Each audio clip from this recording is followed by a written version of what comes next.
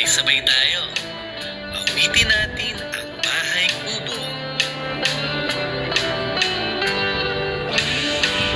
Bahay kubo, kahit konti ang halaman doon ay sari-sari, singkamas at talong, sigarilyas at mani, sitaw, bataw, patani,